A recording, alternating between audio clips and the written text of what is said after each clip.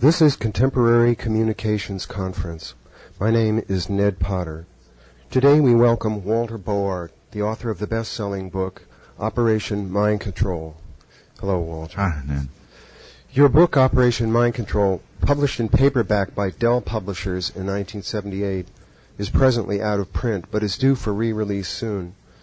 Operation Mind Control chronicles the research and development efforts by agencies of the U.S. intelligence community to control the perceptions and actions of individuals utilizing a wide variety of techniques, including drugs and drug-assisted interrogation, hypnosis, aversion therapy, electronic dissolution of memory, psychosurgery, bioelectronic implants, microwave transmissions, and numerous other methods of modifying or programming behavior. Your book was the result of a long and costly process of research involving technical assistance from over 45 professional people and the cooperative efforts of many private citizens working without major funding or corporate support, and spurred on by shock and outrage that citizens have been so victimized by their own government. As Richard Condon, author of The Manchurian Candidate, wrote in the foreword to your book, quote, "Please keep fearfully in mind that the astonishing information published in this seminal work of investigative reporting concerning avenues taken to decision and execution by our secret police to fracture or dissolve human minds was drawn directly from federal records and from official laboratory archives, as well as from the reviving memories of those who had already undergone the dehumanizing process." Welcome to L.A., Walter Bowart. Thank you for being here.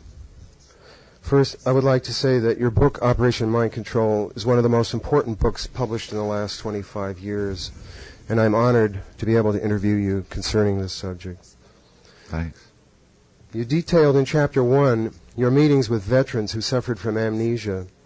Before these meetings, how did you first become interested in mind control? Well, I ran into that fella I identified in the book as David. I've known this guy since he was a little kid. We grew up together. He's a little younger than I. And we played together, and I knew him. And then he went off to Vietnam. He joined the Air Force.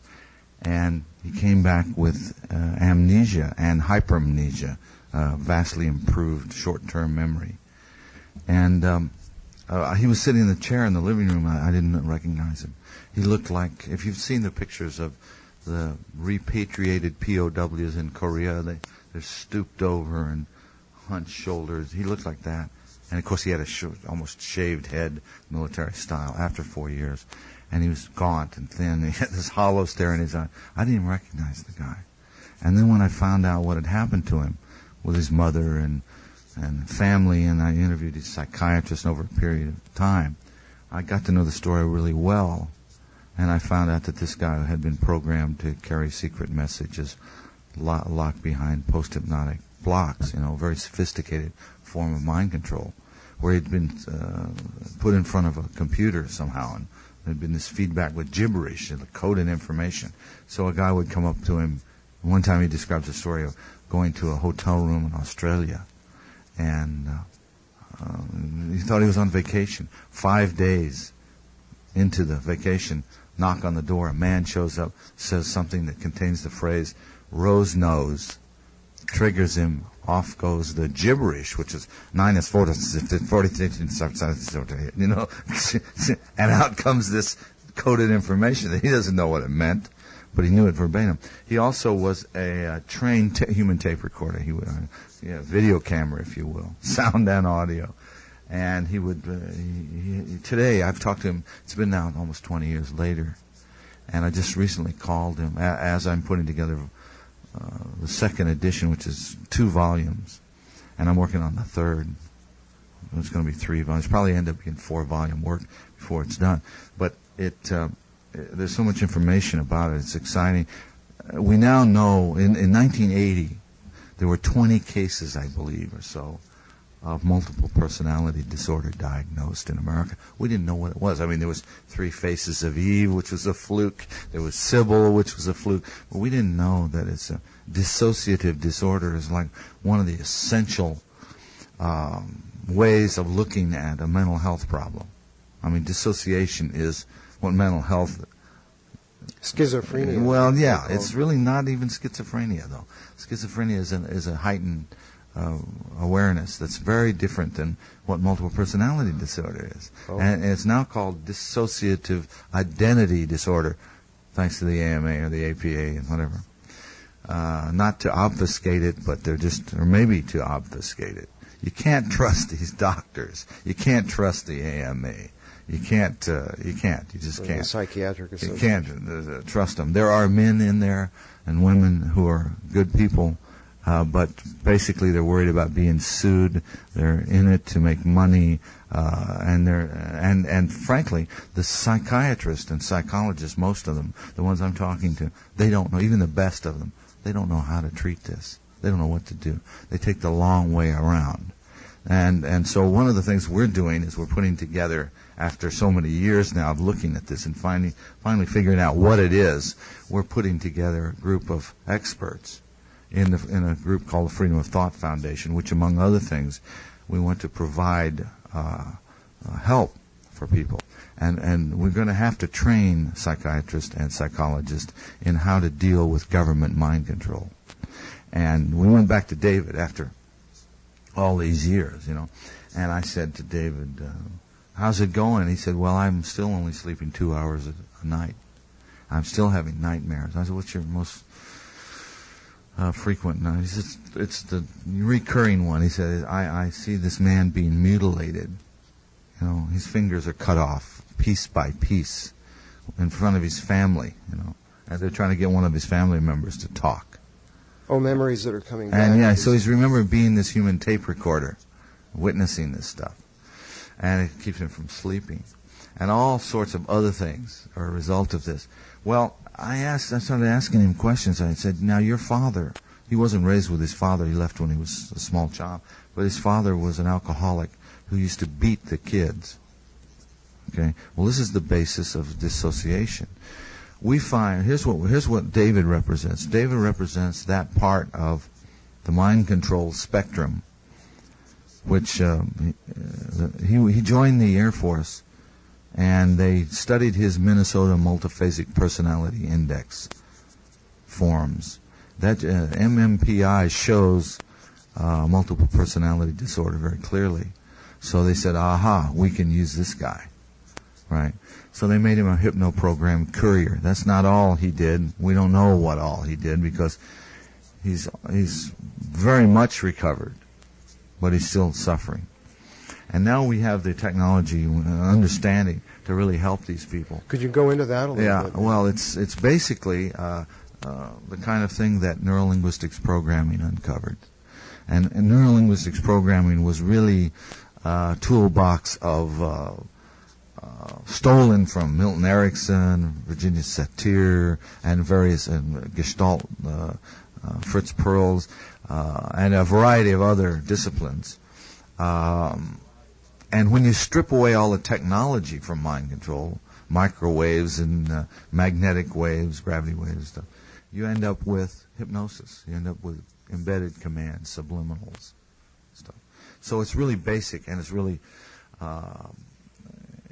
people think that hypnosis is something, a big, mysterious, I'm going to go to sleep. And can you remember a time when you went to a Halloween party dressed in a costume?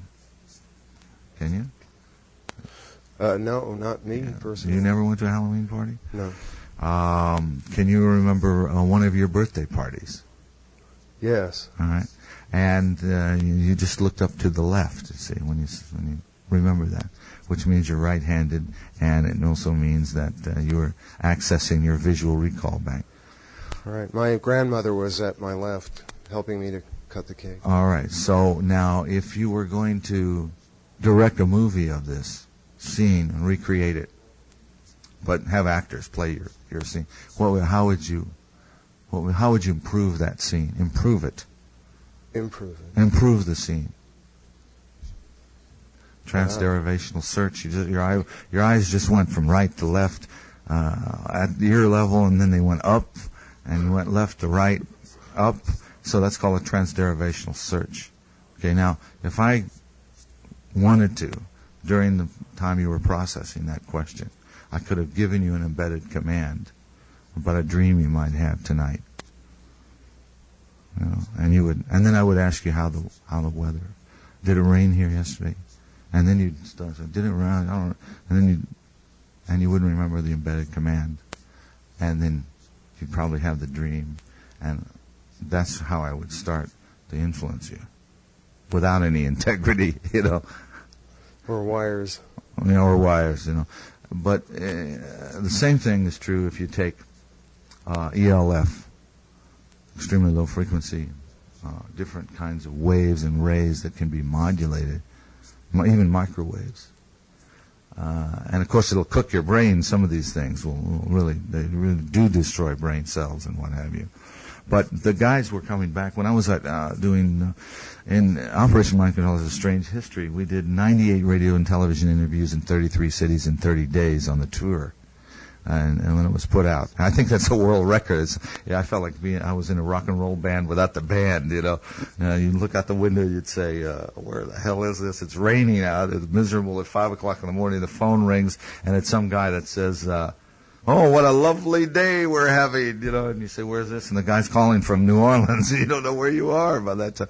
So, but a guy called me on TV. I was on KPIX in San Francisco, and they were supposed to bus in a bunch of ladies, and the bus, you know, the ladies' club you know, you have the book author of the day, the chef, you know, the standard ladies' morning format, the television format of 1978, and the bus broke down, so there was nobody in the audience, you know, so they opened the phone lines to San Francisco, which was fortuitous.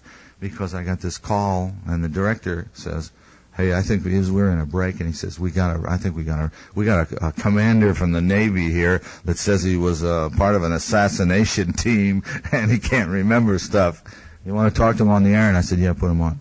So on comes this commander, and he says, "I was part of a black pajama team that was working behind a fixed border. You call it a fixed border in Southeast Asia, and we were creating accidents that would cause the death of any prominent, any charismatic politician on the local level that was rising up in China." You know, we found out later it was China. He didn't say that on the air, but later I said, "Was that China?" He said, "Yes." And he said his team went.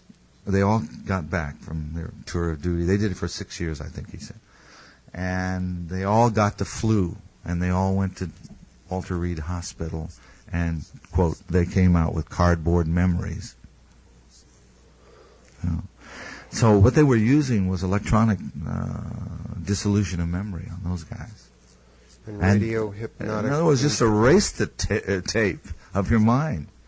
Just erase it. Now, what are you going to do? You have psychological problems. It's like having amnesia. It's a serious, painful, gnawing. You're stumbling around in an alien world without any reference points, no memory. So then you have to put the memory back. So they show them slides. So they have a two-dimensional reality. Slides of what? Grandpa and their life growing up as a kid, you know. Them and their dog at 8, you know. But they don't have any real tactile and kinesthetic it's criminal. memory. It's criminal. Yes, it is. Also, the reason we know, like there's I call it the false memory syndrome foundation, you know. The reason we know that the psychosciences are in such trouble is because when they're doing, Elizabeth Loftus and others are talking about memory. They're talking about who can remember what, and then how abuse victims, you can't rely on their memories, and they don't know the first thing about how memory works. This guy on television that sells for $39.95 a series of tapes by which you can improve your memory knows more about memory than Elizabeth Loftus and some of these other people, you know, because they don't know the fundamentals of the second signal system and how it works. At least if they know it, they're not talking about it and they're not approaching. I mean, I just don't think that they have any solid basis. They go by studies and databases, and you know how statistics lie, you know, but they don't have the nuts and bolts by which they can operate this mechanism of the mind. And now there are people that do, and unfortunately, not too many of them are in the psychosciences. You know, but we're going to put together a group. We've got a workshop for psychiatrists and psychologists, and we're putting together some of the handlers, the people that were the mind controllers of the past generation. Some of the people that worked on the project, so-called Project Monarch, that created presidential models. The people that worked in Project 100,000, that hypno-programmed 100,000 people. The handlers, we're putting the handlers together with the psychiatrists and the doctors to teach them the codes, cues, and triggers for the different kinds of mind control. The SEAL teams, the Navy SEAL teams, also the what's the other team? Where's no insignias? The ones that went to Waco. ATF. No, not ATF. They were just black pajamas. It's in the book. I don't want to look. But these guys are hypno-programmed. And the programming is not that perfect. I mean, it's like getting a military education, you know. Is not a very great education because, you know, by the time it's got so watered down to the lowest common denominator, you know, like Juliana McKinney is in Washington at the, what's it called, the Electronic Harassment Project of the National Security Alumni Association. And she said that she learned NLP in the Army as an Army spy, you know, Army intelligence agent. She learned neurolinguistics programming, but she can't use it. I said, why not? She says, well, you know how the government education is, you know. It's just not any good. It's like the lowest common denominator. You know, it's watered down. People that taught the people that taught the people that taught the people that taught the people are teaching us, you know. And it's she says, I can't use it. You know, I never got it. I never understood. But it would be it's an important tool for all of us. I think it's got to become part of our educational system, and it's a great way to for self-defense. Yeah, the compartmentalization and need-to-know basis it degrades the quality of the research, apparently. Well, also the authoritarian, pyramid, linear, chain of command kind of organization is not very creative. Second signal system reinforcement is everything. A baby's laying in the crib, and it's got, just imagine you got an orange Nerf ball hanging over its head. You trademark Nerf ball. The baby's instinct is to reach up and touch this soft, warm, furry, orange ball. And when it touches it, at first it just sees this orange, whatever it is. But when it touches it, it understands that it's not cold, it's not too hot, it's not menacing, it's orange, warm, furry, and it understands and it remembers what the Nerf ball is. So then you'll see the baby slap it and laugh and start interacting with the Nerf ball or whatever. But until that time, it's just curiosity makes it reach out and touch it. So you'll see a kid likewise when it's just beginning to walk. It'll stick. Imagine you got a glowing pot-bellied stove across the room. The kid walks up, and if you don't stop it, he'll put his hand on that cherry red stove. It'll do it once. That's aversive reaction. Aversive therapy. Ouch, burn, no more. Now you move away from the stove. But life is an adjustment between the urge toward eureka, and actually that's the pleasure center. When you discover the wow, that's the pleasure center stimulus, and I think it's the most powerful motivational force in human nature. Not sex, as Freud said, or not survival, as Darwin said. I think the eureka is what has made man come to this stage. And I hope we continue. Unfortunately, we run up against the National Security Act, the National Security curtain, and that's what's keeping the eurekas secret. All of our problems of society today, looks to me like, can be tracked right straight to the National Security Act. But that's another subject. Are you aware of any attempts to suppress your book? Well, I haven't been able to prove any. I got a lawyer for a while, and it seems just common sense. I can put together a pretty good argument. And in the beginning of the book, in the preface, I mentioned I got a lot of death threats. The book was taken off the shelf by Dell. Another book that was very harmless. The difference, it was based on the CIA documents that were released in the Freedom of Information Act. But mine wasn't. Mine was based on the research that I did, talking to people. And then I just used the documents to underline and prove the case. But this other book was mainly only the documents and handed out the way the CIA handed them out. And that was taken by Dell and replaced mine. And it's still in their list. What is the name? How that was John Marks, the Manchurian Candidate. Oh. And it's still in their list now. And I understand Marks has quit doing the research. I mean, he's on to something else. I don't know what he's doing. But I think that was disinformation. I mean, it didn't tell the truth. But the main difference was I said this is operational. And he said it's just experiments. We didn't come up with anything. We spent all this money. Oh, how silly, And I said this is the most important thing since the atom bomb. This is the Diane. I love Diane de Prima's poem Rant. The only war there is the war against the imagination.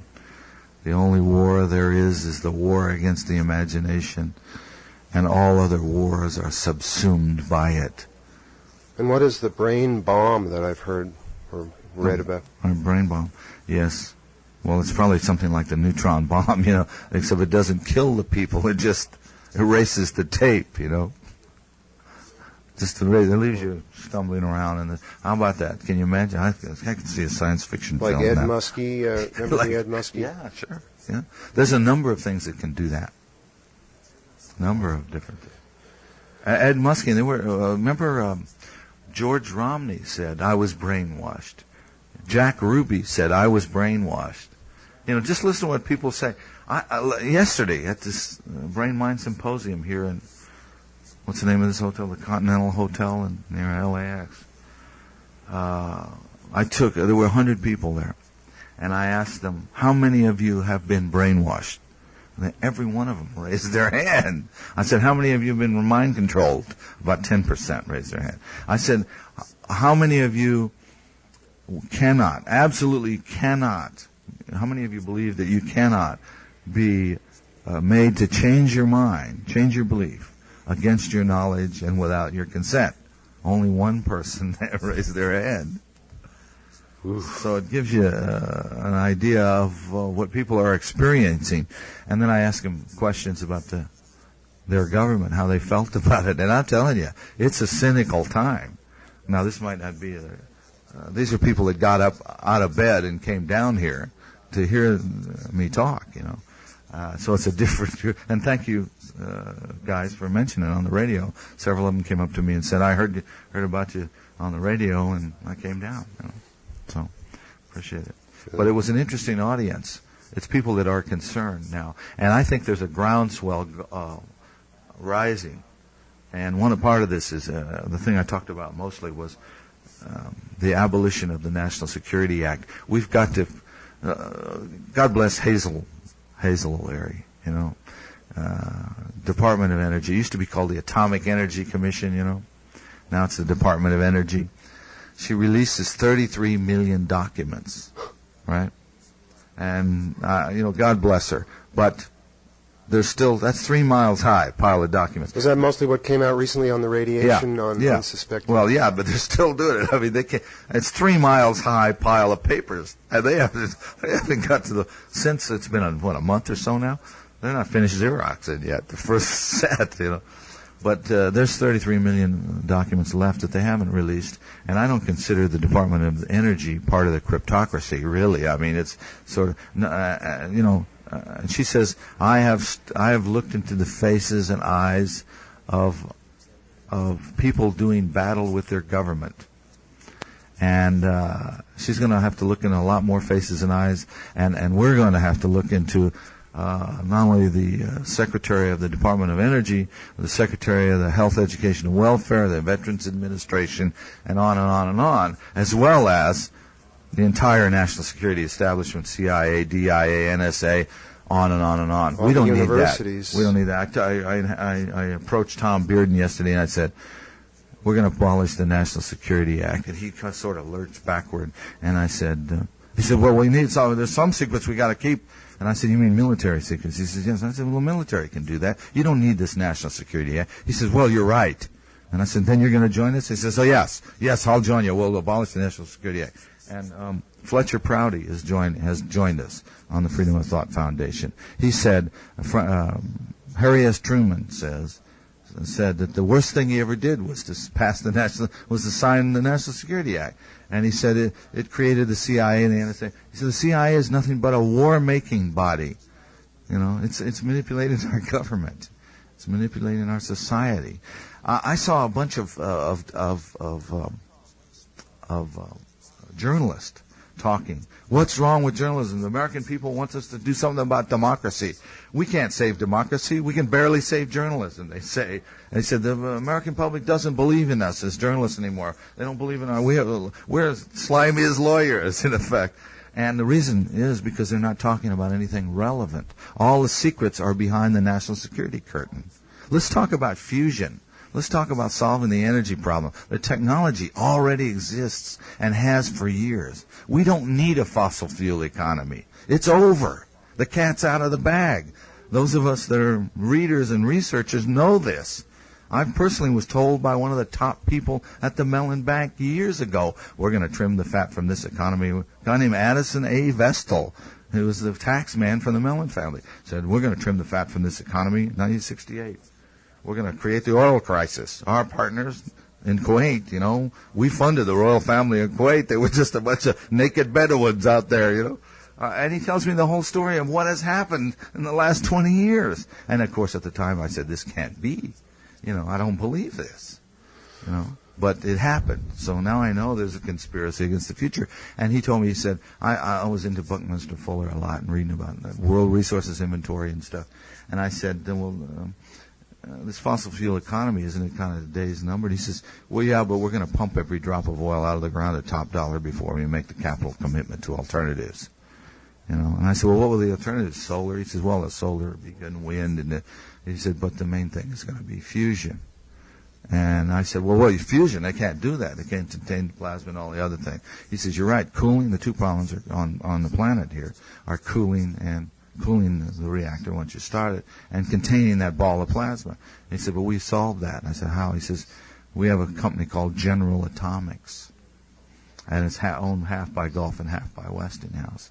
And we're putting it in orbit, the plasma, and so it's gravity-less, and it sits there, and then you just vent it out in space, you cool it, and then you beam the electricity back to Nevada or wherever, microwave, and you distribute it. And that was in 1968. Well, they had the windfall profits tax then. Remember? When the oil crisis. Well, then they took General Atomics, which was nothing more than a paper shell with some patents, I suppose. And they bellied it up and they took a $5 billion write-off. So that's the way the game is played by the international corporations. And it's the New World Order, folks. That's what it is. Well, tell us, Walter, generally, what are the objectives of mind control? To cover the secrets of the slaves that buried the pharaoh, so to speak. It's the same. The objectives of mind control are to create a psycho-civilized society, according to Delgado, Yale professor, CIA-funded Jose Delgado. Office of Naval Research. Yeah, in other words, we can have a bunch of... Well, we don't need the robots anymore, you know. They really don't know what they're doing. If you take the meta view of this thing, you realize that when... that any new technology envelops the old technology, and the old technology becomes obsolete, and therefore it becomes an art form. So as we've created the satellite technology, we've surrounded the Earth by this very fragile, delicate, it's going to become like a spider web of technology, satellite technology surrounding the Earth, and that's the high ground. So, in military strategy, whoever's got the high ground has the advantage. So we look back down the Earth is obsolete. So it's finally already occurred to the cryptocrats, who we don't have the need to know. We're just so many rats in a maze to these guys in the present mindset of government. Right? And that's why more than half of the population of the United States has been experimented on in one form or another. So what they're going to do, and this is the problem we've got to face, and this is the purpose of the mind control, this is where mind control fits in, is they're going to engineer the planet Earth. They're going to terraform, planetary engineering. But when you have bureaucrats doing it, all you can have is grandfathered clauses, that say, okay, you're a pygmy in Africa, right? That means you're naked, and you use blowguns or whatever, and you live in the bush. Now, if Jerry decides to sell TV sets to the pygmies, right, out of the sky a laser beam will shoot and zap Jerry's cerebellum or something, and so or else he goes to jail for selling satellite dish to the pygmies, because they cannot be allowed to exit their time space. They're in quarantine. They're in a time quarantine, right? So L.A. maybe will be the only creative space on Earth, where anything goes, and it'll have a blackout over it, and anything goes, and you can think anything and do anything in L.A. Of course, it'll be total chaos, as it is already, But this is creativity. Creativity is chaos, and it's this wonderful interplay of chaos, not order. But otherwise, we're going to order the entire thing, and when freedom, unfortunately for these guys and their way of thinking, our founding fathers granted us the inalienable right of freedom of speech. So they can't stop you from speaking. But if they can stop you from thinking or direct your thoughts, they can control what you say.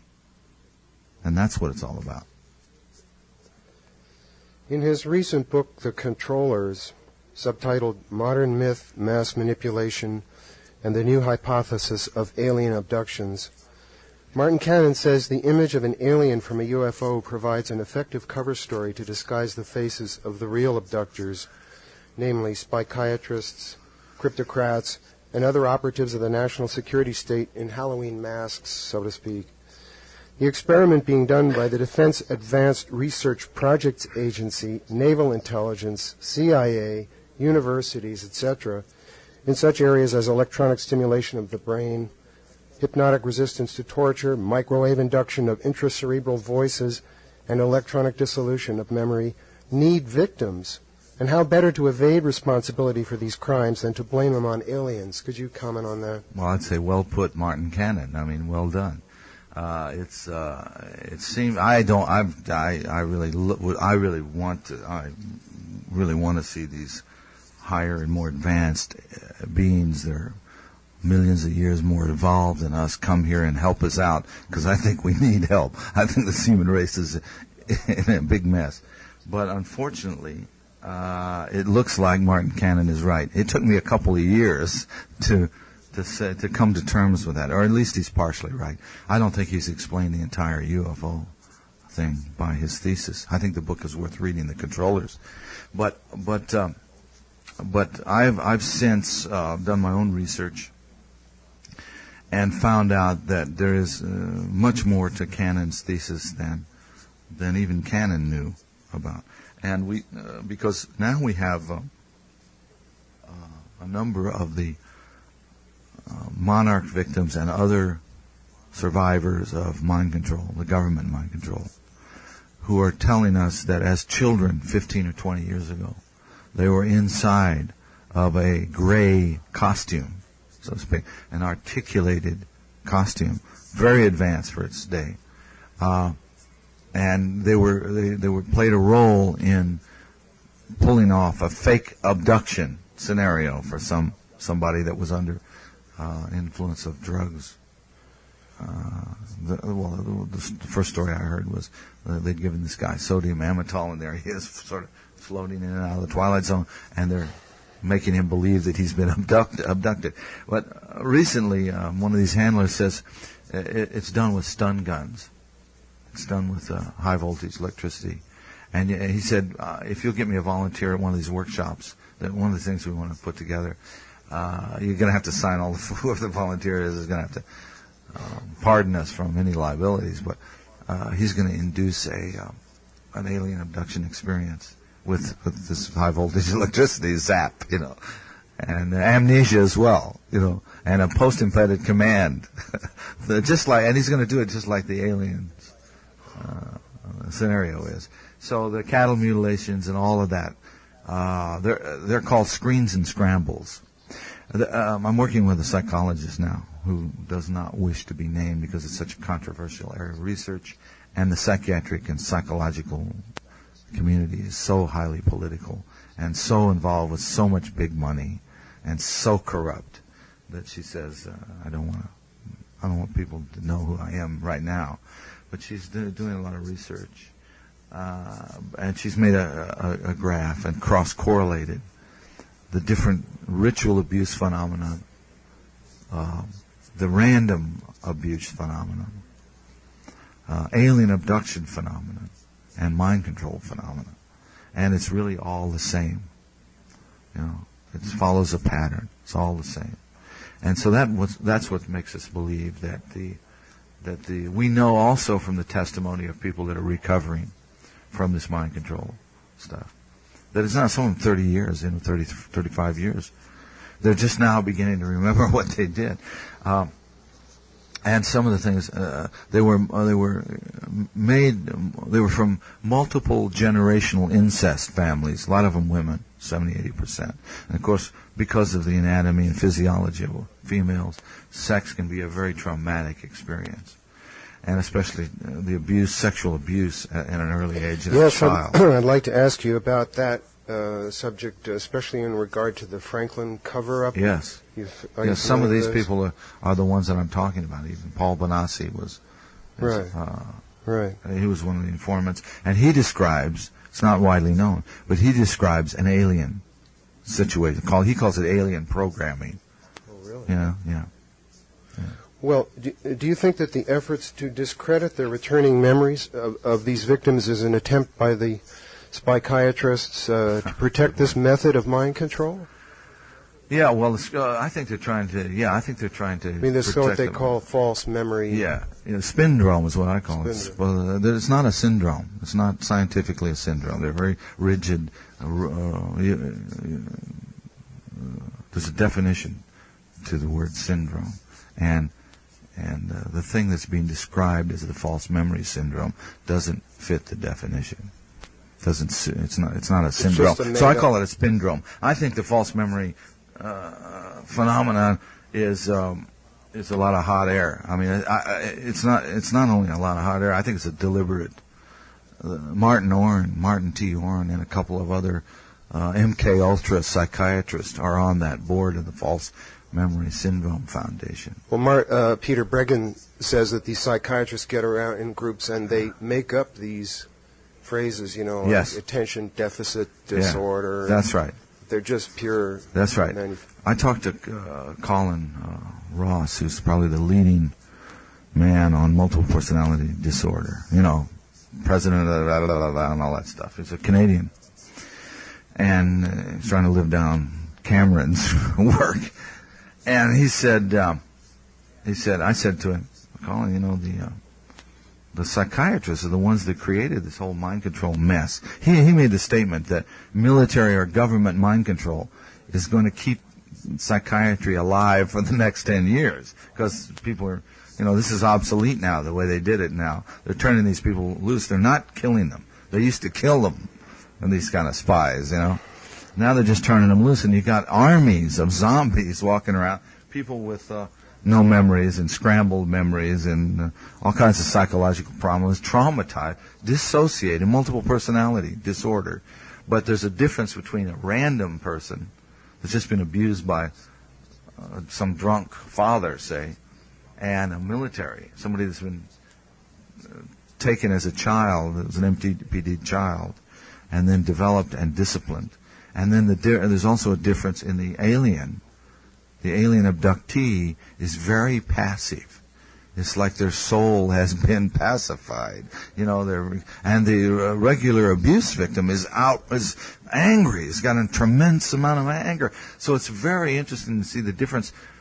But they all describe the same thing. They say, you go down the chart, you can't believe the similarities in set and setting, and animate and inanimate objects that they've described. Psychiatry. Look, the technology that we have now discovered, the electronics, the stun gun techniques, the thing I call it neurolinguistics programming, which was partly a CIA, a result of a CIA effort. All this information, it's now leaking out into the public. Conceivably, Delta Force was the name I was looking for before, the guys in the black pajamas. They're hypno-programmed. Conceivably, you could take the Delta Force guys and find out their codes, cues, and triggers and turn them around against their commanding officers. You see what I mean? So what can be done can be undone. Anything that can mind control, anybody that knows the codes, cues, and triggers can take over from the handler. And turn the thing around. Bringing back people's memories seems to be a more difficult problem. Well, it's not just the memories. It's like the trauma that's comes with the memories. But there are ways now to treat that psychiatry has got to learn. Like psychiatry cannot cure a phobia, but I can cure a phobia in 10 minutes, Could you be more specific on that? Well, neurolinguistics programming can cure a phobia in 10 minutes. And but the memories? You dissociate from the memories, and you look at the memory like a movie screen, and there's a technique involved, and you look at it over and over again until you're bored with it, right? And then you go on, and you're free of it. So your phobia is gone. Well, a lot of the fear is what's being used here. Fear motivates people. Fear is trauma, and trauma creates phobias. I saw my teacher get 5 people who couldn't wash their face because they'd almost drowned. Had a phobia of water. They used Noxzema. They were great. They consumed great quantities of face creams and stuff. And he got them to swim within 15 minutes. And one lady is the kind of person, I know another person is this way too. Their bones are so heavy that they sink. They don't float. She dove in and sank to the bottom of the pool and was swimming, doing the frog kicks, and swam up to the shallow end and stood up and said, "Wow, I can swim," And she was cured forever, of her phobia. Now she can wash her face and take a shower and what have you. But and all phobias can be cured. But I don't think psychiatry knows this. I mean, the general run-of-the-mill psychiatrist doesn't know how to do this. Well, they're and it's very into simple. Pharmaceuticals. And they're into suppressing, giving drugs and suppressing the symptoms. Dr. Bob Beck has utilized psychoelectronic techniques, employing a device called the brain tuner to help people off heroin and other addictions. What can you tell us about some of the positive uses of these techniques? Well, all of it. Every one of these mind control techniques have been used to enslave people. Some of the electronic realm of it is new, but all of it is as old as mankind. The use of sound and color and lights and mantra and mudra and all that, the Sufi meditation things, those are very positive things, and they use the same technology that is being used to enslave people. So, any of this can be turned around, and Bob is doing some great work. He has sold, he's worked for the government, and he's probably feeling a little guilty about some of the things that he's done, the way they've been put to use. I would think that the psychiatric community, Colin Ross said to me, I said, virtually every doctor in the psychiatric community of a certain generation worked for Operation Project Mind Control. He says, you're absolutely right. And I said, then that means you guys got a lot of work to do to clean it up. You made the mess. Now you got to clean it up. And he said, you're absolutely right. Thanks, Walter. We'll return in a moment. Welcome back to Contemporary Communications Conference, Walter. The two-time Nobel Prize nominee, Dr. Robert Becker, writes in his 1990 book, Cross Currents, that since the mid-1970s, Dr. Jose Delgado, Spanish neurophysiologist, shifted his interest from direct electrical stimulation of the brain to the use of electromagnetic fields to produce fear, anxiety, and rage in humans by exciting specific areas of the brain. This work was not published in any scientific journals, but it was covered in Omni Magazine's February '85 issue. In the Congressional Record, number 26, volume 118 of February 24th, 1974, Delgado states, and I quote, "We need a program of psychosurgery for political control of our society. The purpose is physical control of the mind," which was the title of his book, incidentally. "Everyone who deviates from the given norm can be surgically mutilated. Man does not have the right to develop his own mind. Someday armies and generals will be controlled by electronic stimulation of the brain," unquote. Since you covered Delgado in your book, have you updated your research on him? Well, Delgado retired, as you know. He did that, and that's what he did, and he retired. Others took over from where he left off. And I think some of the work, side tributaries of his work are very, very interesting. Delgado, I think of him as the epitome of the mad scientist, you know. Yeah. And anybody that could buy that is got to be nuts. I mean, they're not an American. This guy's not an American. He's back in Spain, you know.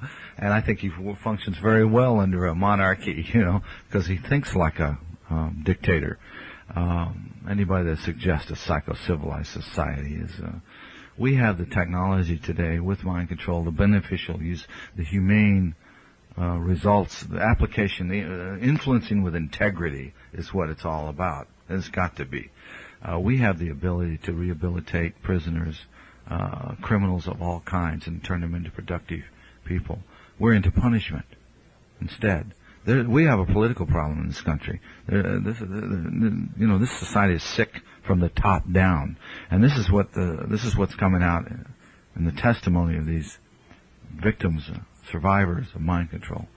Some of the asides of Delgado are the Russians picked up. You know, where we messed around with monkeys, you know, and sticking needles in the monkeys' brains.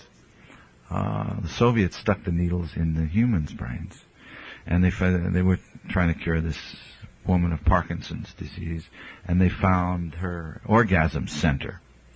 And of course, every time they stimulated it, she got an orgasm. So she'd have thousands of orgasms a day, and she fell in love with the guy that held the button and followed him around.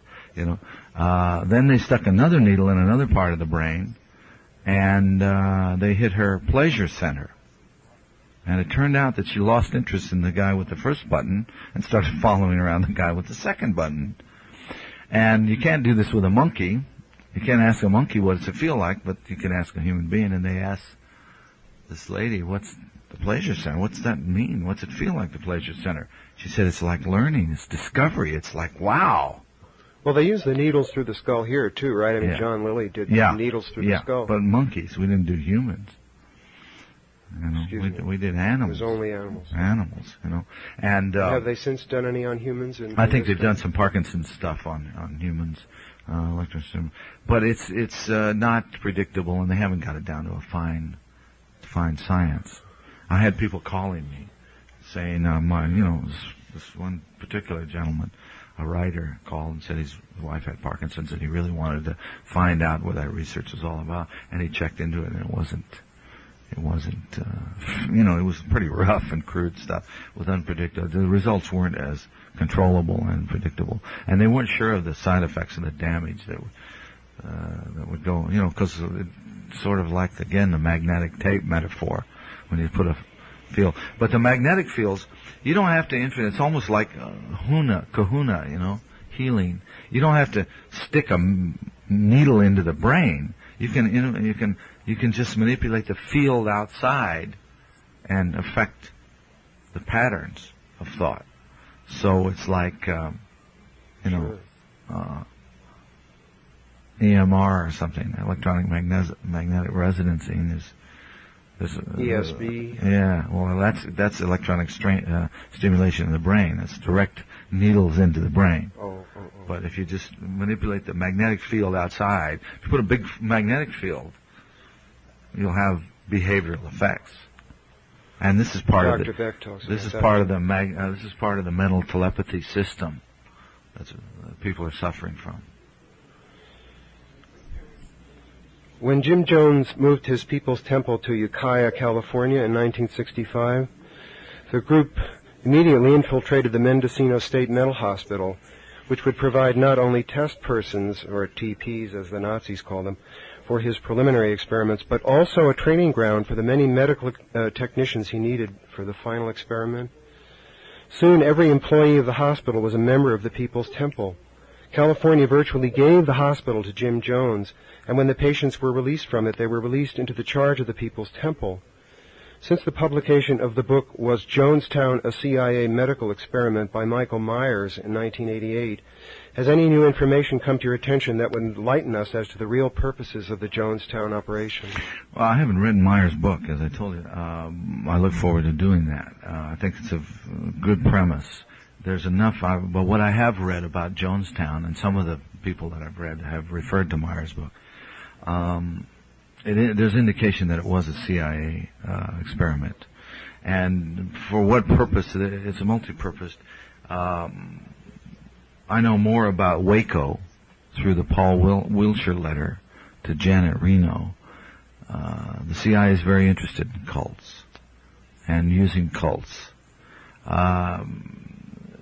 You can manipulate people's belief systems. If you can find out what a man believes and then his syntax, in other words, anything that you do, any expertise that you've got, how you do that. Let's say you're a great golfer. What do you believe about golfing? You believe, well, if the grass is growing the wrong way, I'm going to have a hard time. Well, that's a belief you want to change, So if you can find out what a person believes that's successful and duplicate the belief, adapt the belief to your own, and then what do you see, hear, feel, in which order in the process of doing the task, you can duplicate the results, right? So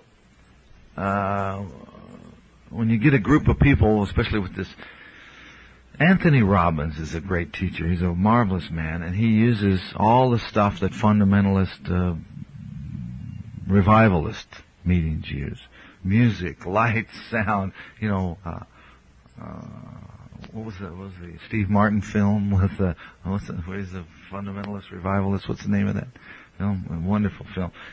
It shows the technology behind the revival meeting, singing, dancing, clapping. Say something, get a group of people saying something, chanting it over and over again, and then get them to anchor it in their physiology by dancing or clapping their hands together or something. It's very powerful. It's using the memory in your body to reinforce the information. So you can really change behaviors this way. So that's just part of the research that would go on with cults and groups. Now, in Waco, according to Wilshire's letter, and according to the Delta Force guys that went in there and murdered some of these people, right? They had a problem of conscience because these were sitting ducks. These people were captive sitting ducks. They used according to Wilshire's letter, and now we know that Wilshire is dead. He was hit by some electronic weapon, it looks like, that exploded his inner organs. He was found on the toilet, internal hemorrhage. And they took his organs to Walter Reed Hospital, which is where they take the microwave and other non-lethal weapons research victims. Right? Waco and Jonestown are two examples of CIA interference, and this is why we've got to abolish the National Security Act. This has got to stop. we've got the Nazis on our hands.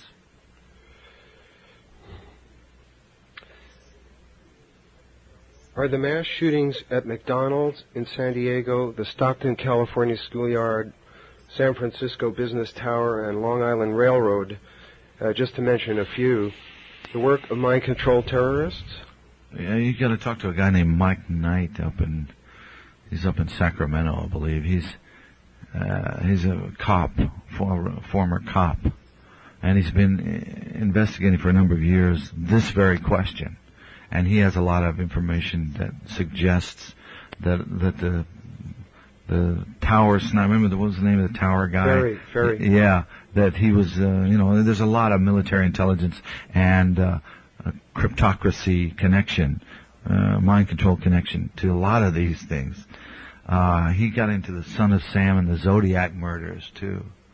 And he says the pattern is unbelievable. He's worth an interview for you sometime. Would you relate this to gun control in some way? Yeah. Well, this is how it's being used. I mean, you have enough nuts. The whole society is being engineered this way. I mean, programming. The word programming on television, it means programming. And the violence in England, you don't have violence on television. They don't show it. And of course, they don't allow guns there either. But you have sexual murders like Jack the Ripper. You have these weird, perverted, repressed guys going crazy off in the dark alleys of London. But and you have these weird, strange sex crimes. But of course, we're having those to the in the bizarre manifestations recently. But we didn't used to. I think a lot of it's on television. There's a phenomenon called audiovisual desensitization going on. When you have all this violence, murder, mayhem, all the blood and guts and explosions, action, adventure on television and what have you, you end up with people that are desensitized to it. And little kids are taking a gun and saying, "Oh, let me shoot him like on TV," and blowing people away. And of course, there's plenty of guns around. Well, that's a question I have about the Ludovico treatment, in The Clockwork Orange. Yes. If they were desensitized, I mean, they were showing him films of violence, yes, but they weren't. Were they desensitizing him? Yes. In other words, to stop him from. Well, they were. It was like the same thing. A phobia cure would be without propping your eyes open and forcing you to watch the film. This was. It wasn't quite right what they showed, but they showed it. They gave the general impression. Okay, but it wasn't quite right. It was, but they were trying to desensitize him too. The way you characterize Luis Castillo, Lee Harvey Oswald, Sirhan, James Earl Ray, it suggests a unifying theory behind the idea of the, quote, lone nut assassin.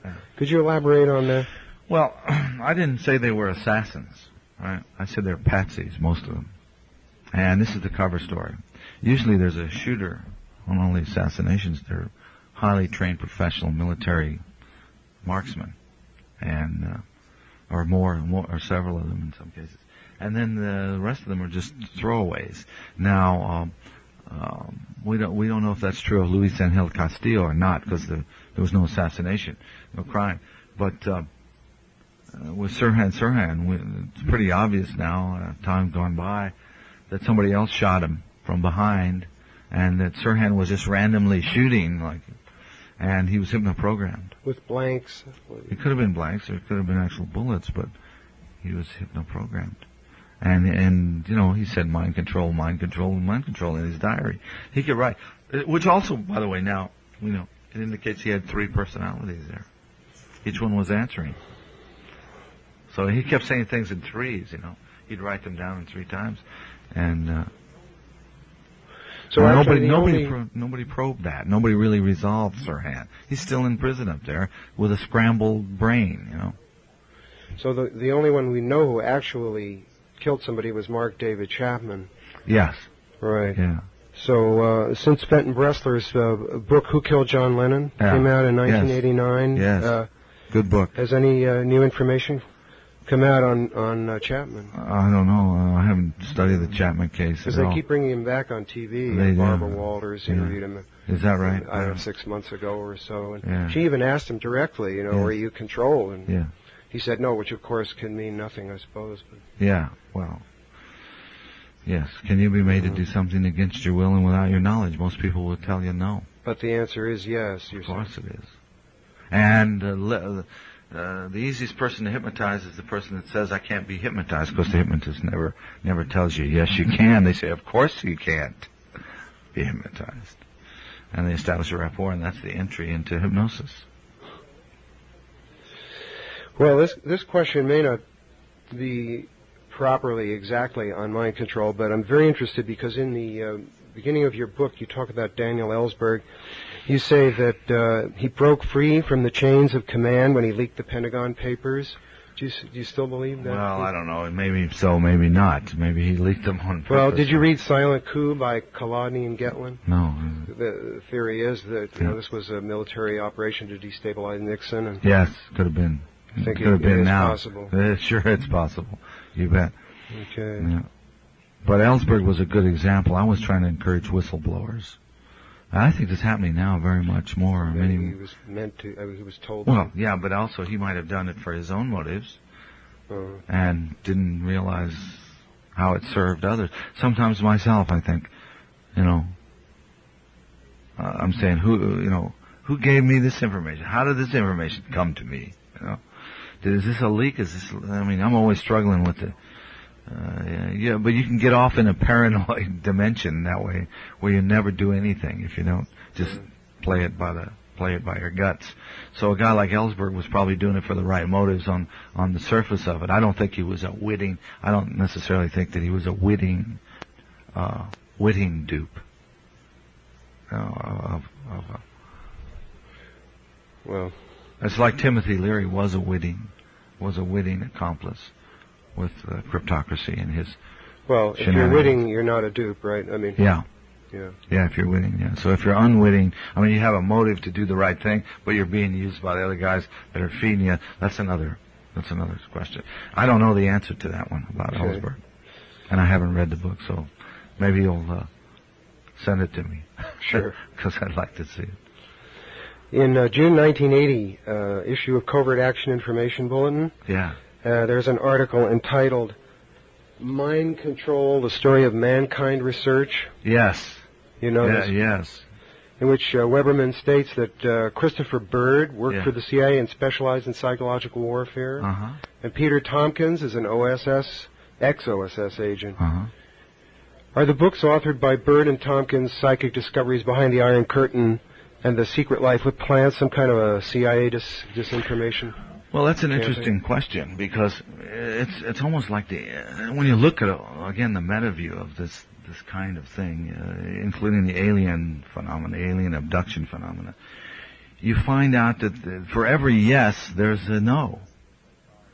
For every guy that says I have the J.B. Ryan's research in Duke University in the 50s was CIA funded, and it got positive results. I would bet it's 65% positive telepathic results. The average man, 65% of the time. Reliable telepathic results can be induced in an average man 65% of the time. Well, do you know that information? Have you seen that information? It's covered up. They debunked, they said, we wasted all this money on Duke University. CIA funded the research, right? And there are a whole lot of people that are victims of mind control that were hypno-program presidential models that were recruited from the Duke University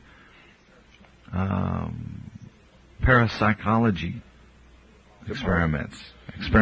They were volunteers for parapsychology, and then they ended up being sex slaves and couriers and drug mules, working under, with these. Now, 30 years later, they're remembering.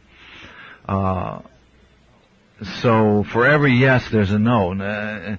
I was taken by a man in England named David Bearglass. I was on the BBC And he says, gosh, Dr. Sargent is talking. You've got to come to the Royal Academy with us to hear this. And I thought it was William Sargent, the guy that wrote The Battle for Men's Minds, but it was another guy, a younger guy at Cambridge who was doing a telepathy experiment in which white sound was put into the ears of the receiver, and ping pong balls that were stimulated like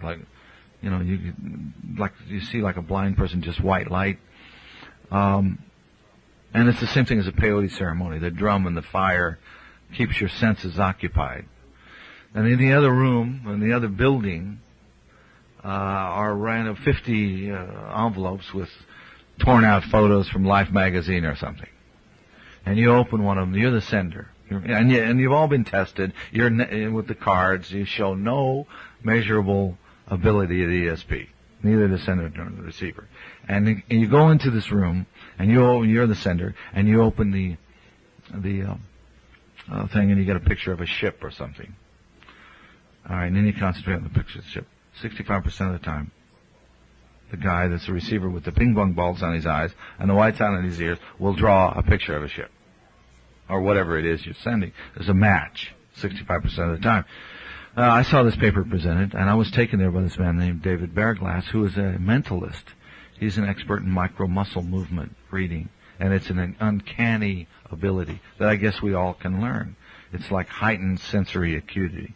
You know, and NLP teaches you some, neurolinguistics programming teaches you some of these things.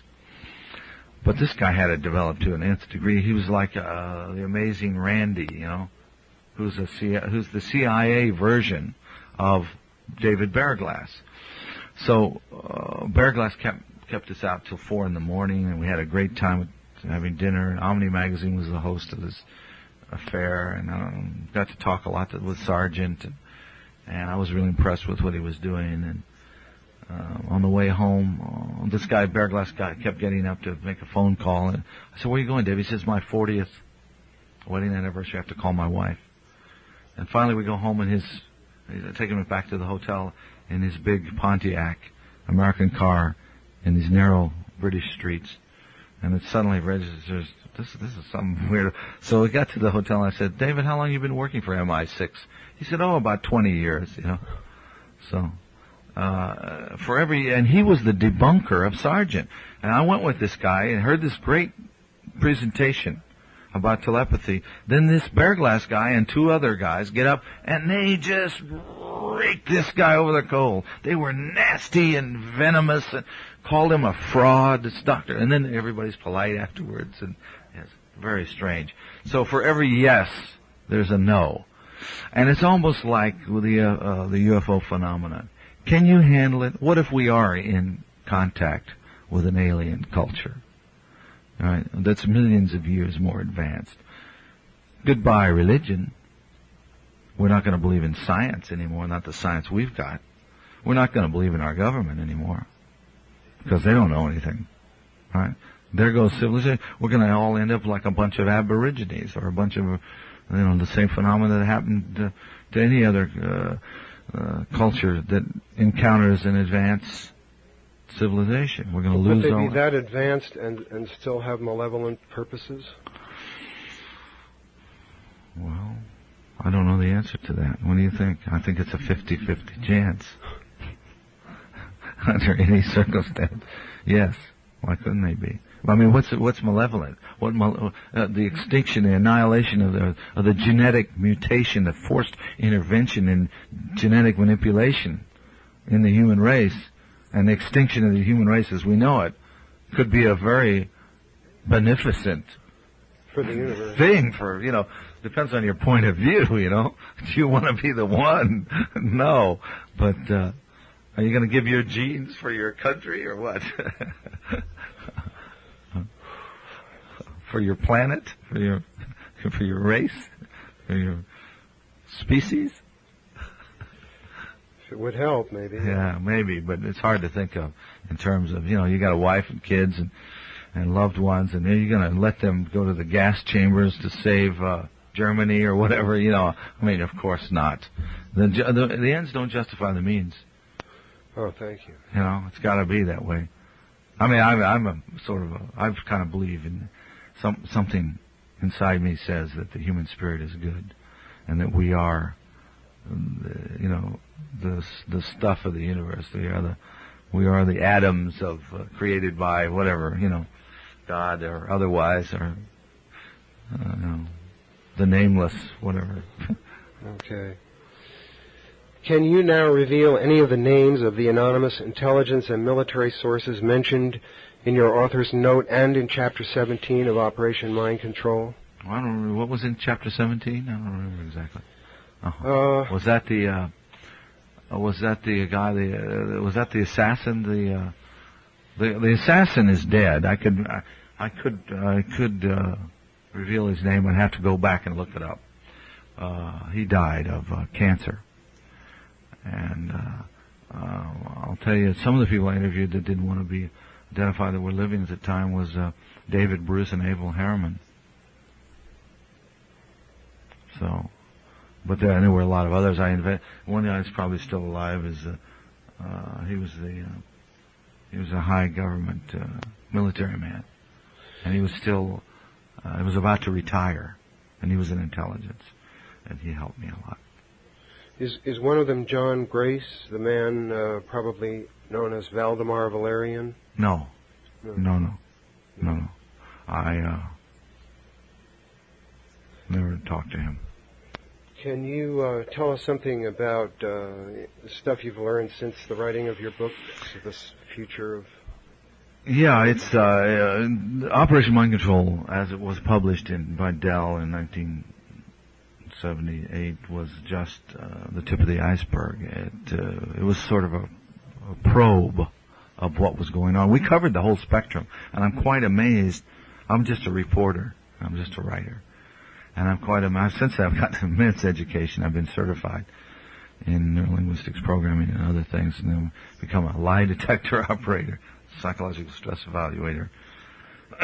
And it's become a whole study for me. But I'm just especially then, I was just reporting what I heard. And of course, it was all right 17 years later with everybody's tried to tear it down. I was on all these radio shows and television shows, and, they what they call sandbag you, where they try to nitpick you and trap you and trick you. And one guy was one of the sociologists that did one of the studies for the CIA. He was the host of the Radio Free America show in Chicago. Rosenbaum was his name. And after the end, he says, well, I was the guy that did the experiment on this submarine. I'm sorry I had to sandbag you that way, And he felt guilty about it because it was a low, cheap shot, Did you ask him why he was doing that? Oh, it's quite obvious. He was being told to do that. He said, you understand why I had to do that? And I said, yeah, it's your job. Well, that's his job. But Radio Free America is a propaganda organ of the CIA, And the news, of course, all of our news in this country is by admission of what's his name was the CIA director. Richard Helms? No, the one who just testified before the Senate when they said they wanted to liberalize the more freedom, Gates. He was then the director, the interim director. He released the memo. First the Congress asked him to see ways that they could loosen up and get rid of some of these secrets. So he came back with a 100-page report that was classified for Congress. They couldn't show it to Congress. The Congress insisted. They really made a stink. So then he released the report. And the report says that every radio, television, newspaper in the country has a CIA asset on it. Okay? So our news is manipulated and controlled. Right. We know that from the dispatch document that was about how to counter criticism of the Warren Commission report. Oh, really? It was put out. Great. Yeah, I got a That's copy wonderful. of that from Mark Lane. Really? You should read that. I don't have it. Didn't bring it. Oh. And, well, it's definitely controlled. And, but there's hope. Every disaster is a blessing in disguise. When information travels at the speed of light, there's no secrecy. You can't control this stuff. So the cryptocracy's days are numbered. The Clipper chip didn't work. They're going to try something else. They'll keep trying something. They'll get something that they have a back door that they can read your mail and eavesdrop on your computer communication, listen to your telephones. But it won't matter because some other hacker will invent a guy named Carl, what was his name? He had a company called Cryptext. He was Carl Nicolai up in Oregon, Washington. Cryptext. This was back in 80 maybe. A little $100 box. You put it on your computer and it encodes everything. I mean, man, you're the only ones with the keys. God forbid you lose the key. You never get it back. Like a Clipper? It was like better than the Clipper thing. $100. This little dinky thing. This guy's a genius. He started making it, selling it for $100. The National Security Agency shut him down, put him into court for 8 years. Violation, restraint of trade, un-American activities. This has got to stop. And then they figured out, well, they were afraid this guy would sell it to the Arab countries or some African nation or Which whatever. they did themselves with the INSLAW programming anyway. Yeah, but here for billions of dollars, they have these big systems, and some guy like Nikolai invents this little $100 thing that totally upsets our apple cart. That is free enterprise. That's the spirit of America. That's what it's all about. That's why this country used to be great, because guys like Nikolai could do that. The Security Act comes in, and it's an antitrust thing. It's a violation of our principles of business and the whole freedoms, everything this country is all about. To be able to have a cryptocracy, the National Security Act must be repealed. Must be repealed. And these cryptocrats must be sent packing, and the criminals, when you're going to find out the criminal behavior, as soon as you repeal the National Security Act, all the secrets are going to come. Just like what happened in the Soviet Union with its collapse. We found out all the secrets of the KGB.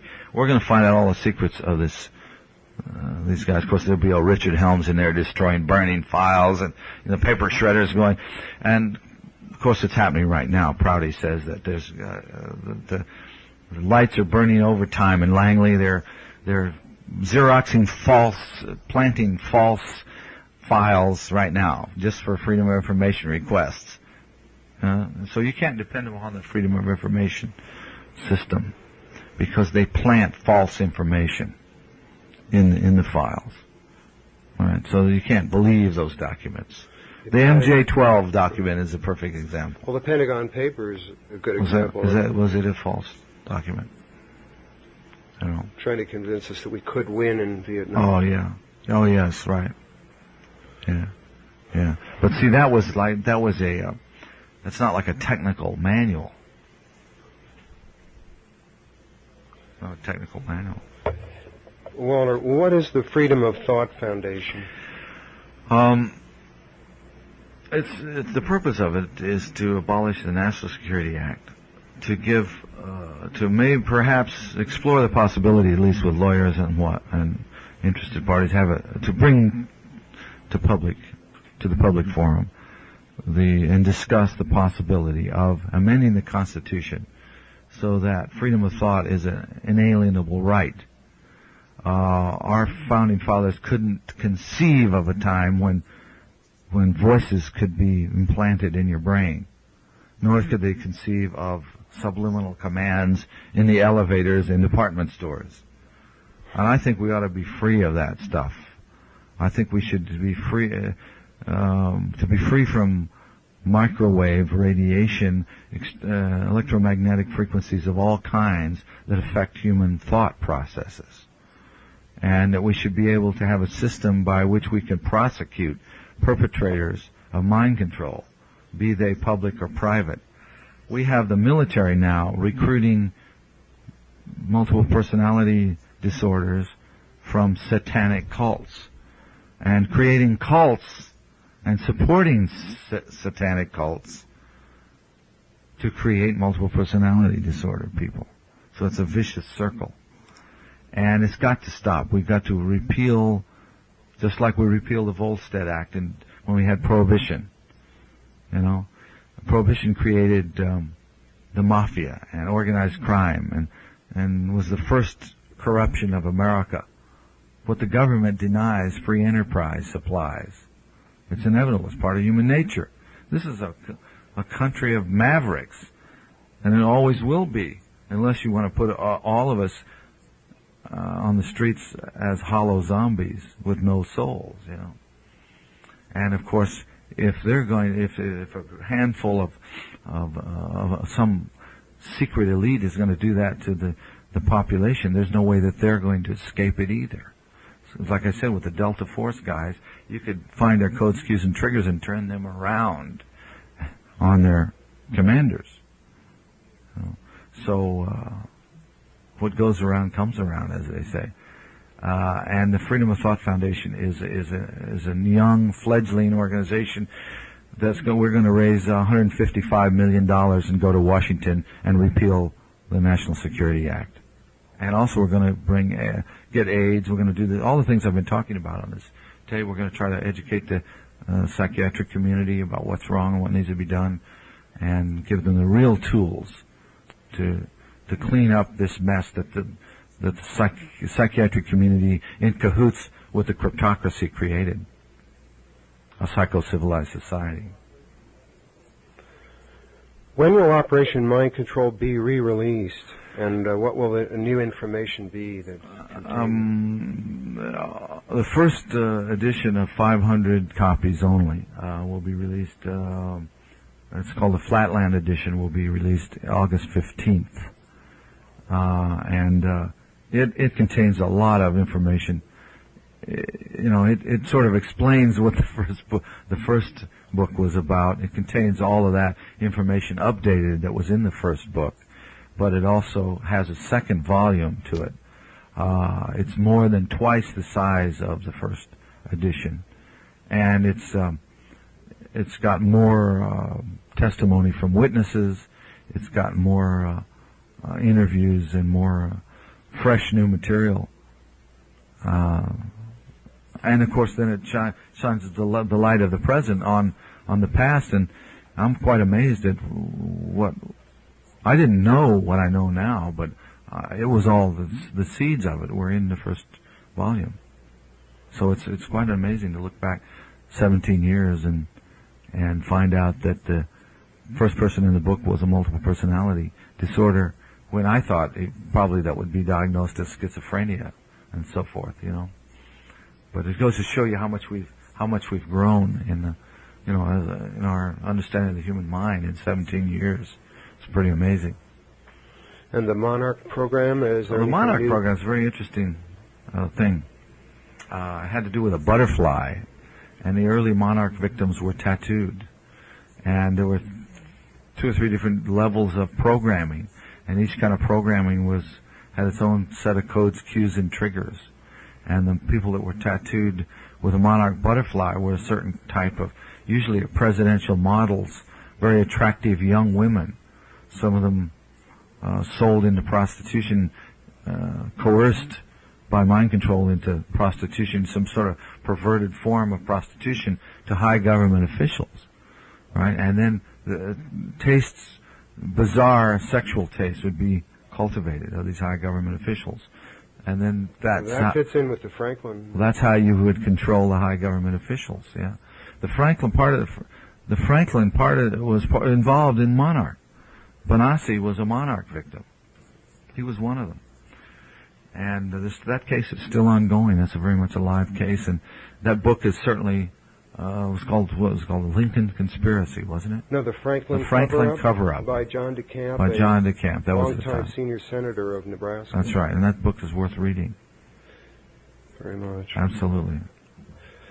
If you had been a victim of MK Ultra, what plan of action would you have devised to protect yourself, if any? Well, you wouldn't know you would have been a victim if you were a victim of MK Ultra. I mean, the ones you would know 30 years later, probably, like it's happening. The Project Monarch people, it started when they were infants. Some of them came from 100-year families have been doing this for 100 years, and the CIA just accessed these people, these children. They would take babies, infants, and dip them in cold water, the bottom half of them in cold water, ice water, and then the top half of them in scalding hot water, right? And they would dissociate as infants. And they began to program these children this way and develop these different dissociated personalities that could then be used. And at a certain age, they would then sell them. This is still ongoing in this country. They would then sell them on a white slave market to the cryptocracy, who would use them as couriers to carry messages like behind. Because when you get into an MPD state, weird phenomena happen: improved memory, enhanced memory, hypermnesia, incredible memory abilities, great gifts come out of people who are tortured. The dissociation produces very useful things: sex slaves, drug mules, spies, people who can remember, like human tape recorder type people. It's quite amazing. So it's very useful to the intelligence people.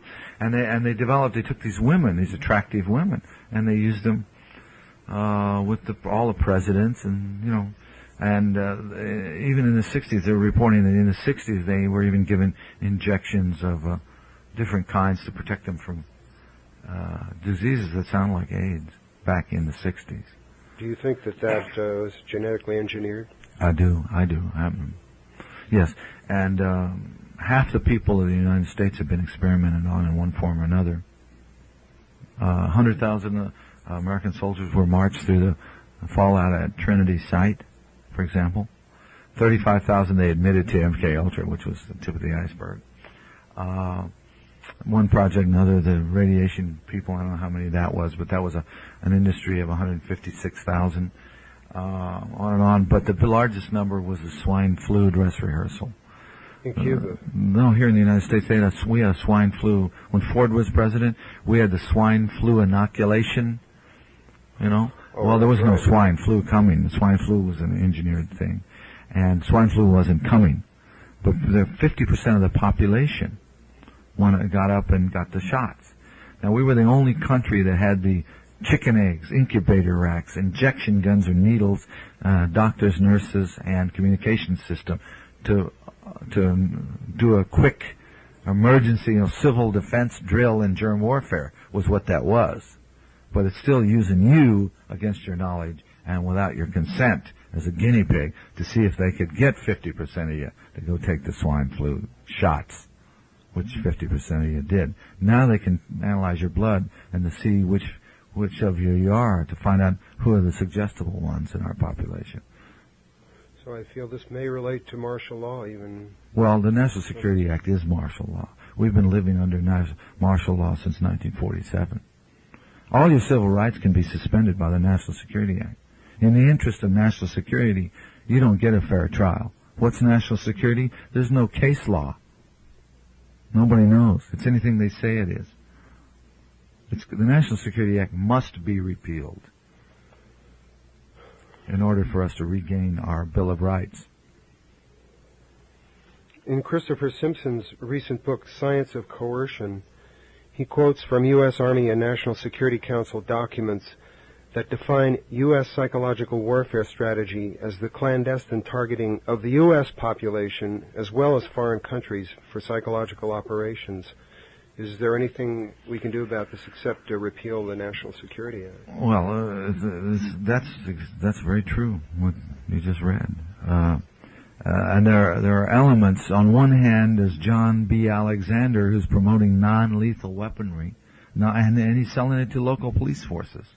And a lot of the non-lethal, quote, non-lethal weapons will kill you, and the other, it depends on what setting you have it on, stun or kill, so to speak, But it'll also fry your brain and produce permanent mental debilitation, some of it, Definitely, we've got to get this authoritarian trend under control in this country. And there's no reason to have a prison industry in this country when you have the technology to rehabilitate criminals. We have social engineers in this country. They're not. They're criminal. These guys are criminals. They're probably Nazis from from Germany, probably second generation. Well, we know that the paperclip operation right. brought over Right. a lot. How many would you suspect are still operating from that? A doctor that works in a hospital, clinical psychologist, said, when we tell the FBI about satanic ritual abuse, they don't pay any attention. But when we say that there are Nazis, that it's the skinhead Nazi doing the ritual abuse, they show up right away because they know it's the fastest growing thing in America. On behalf of Contemporary Communications Conference, we'd like to thank you, Walter.